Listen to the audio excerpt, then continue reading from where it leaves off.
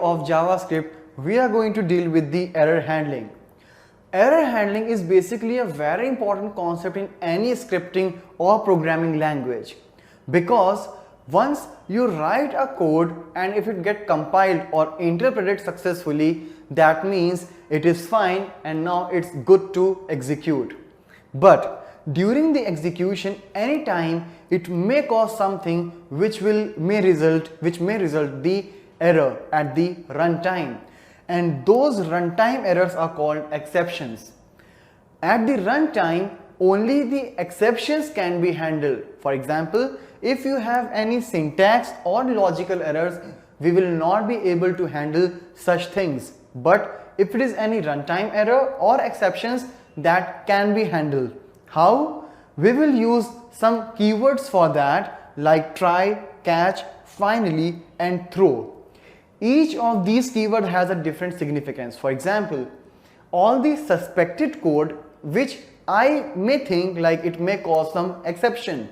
So I will put all that suspicious code inside this try block. So if in case that gives you an exception, that can be handled by the catch block. But if it doesn't raise any error exception, so this catch will not be functioning.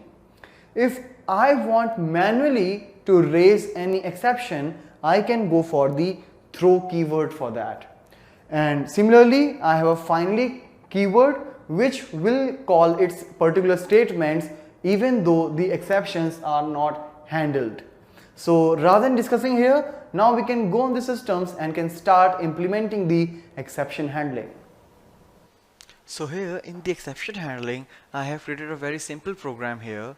So here, as you can see in the header, I have a script tag and I have created a function now also with the name myfunc. Now inside this I have taken a variable a in which I have assigned a number, any random number, let's say 100, and after that I will start working the implementation. So basically, as I said, with whatever the statement will feel like that maybe it may cause an exception, I will put all that particular code in the try block.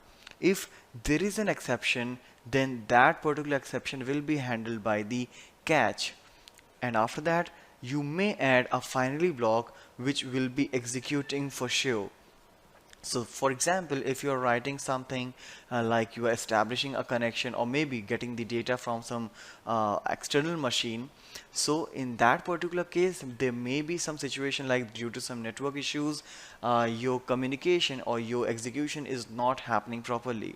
So the exception will occur, and if that occurs, the catch block will be in action. So doesn't matter even if the exception is there or not, this finally block basically executes every time. So for example, if you are establishing a connection with some external resource, so if you want to close the connection, you can do that inside the finally block, because if the communication is successful, it's okay. At the end I would like to close the connection. If the connection is unsuccessful or maybe there's some problem while reading the data, even though I want to close the connection. So such things which you must do at the end of the communication or at the end of the any implementation, you'll have to put that inside the finally block. And now let's say what I have done here, since I just wanted to get an exception here, so what I did, I am just converting this a to the uppercase. But as we see, it is a number and number cannot be converted to the upper or lower case, so obviously I will get an exception. So let's execute this program first without the this exception line.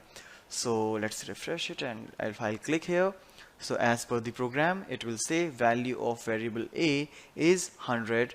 When I'll say okay, you see there is one more alert in the catch, but that error one is not executed, and then finally the control comes inside here. So finally block will always execute. Alright, now let's remove this comment, save the program and refresh the browser. So here you see the error message is there. Alright, because what I'm trying to do, I'm trying to convert the case of a number which is not possible. So let's say okay, and here you see finally block will always execute. So it doesn't matter whether there is an exception or not, the try catch, the try block will execute for sure. If inside the try block any statement is causing an exception, then catch, and after catch finally block will execute. If there is no exception, then after catch directly finally block will execute. If you are writing a finally block, it will execute for sure, but it is never compulsory to add the finally block while working with the exception handling or error handling in JavaScript.